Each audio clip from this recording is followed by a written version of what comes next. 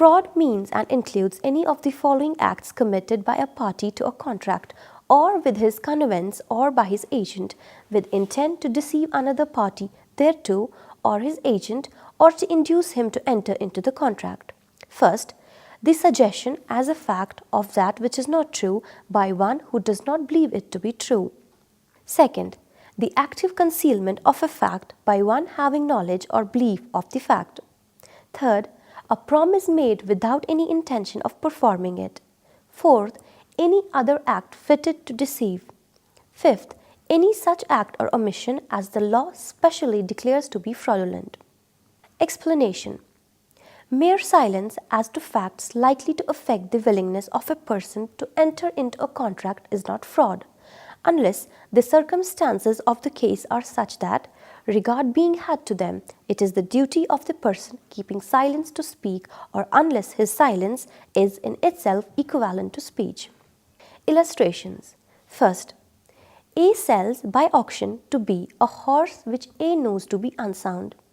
A says nothing to B about the horse's unsoundness. This is not fraud in A.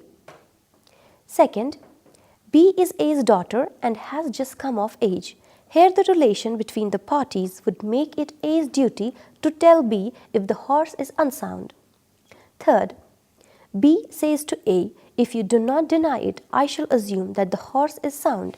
A says nothing. Here, A's silence is equivalent to speech. Fourth, A and B, being traders, enter upon a contract. A has private information of a change in prices which would affect B's willingness to proceed with the contract. A is not bound to inform B. Explanation. Mere silence is not fraud. Ordinarily, fraud implies a willful act which may be suggestio falsi or suppressio veri. Mere silence of a party as to certain facts does not generally amount to fraud.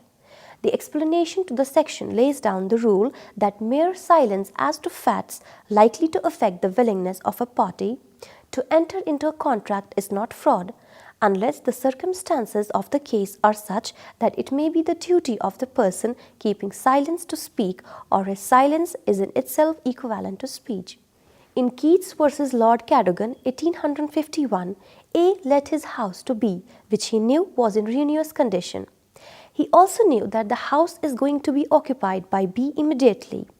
A did not disclose the condition of the house to B. It was held that he had committed no fraud. Now, proof of fraud. Fraud is essentially a question of fact, and the person who alleges that has to prove the same.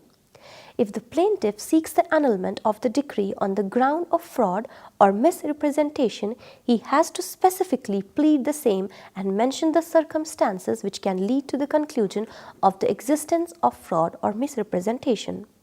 Merely making a mention of fraud or misrepresentation in the pleadings is not enough.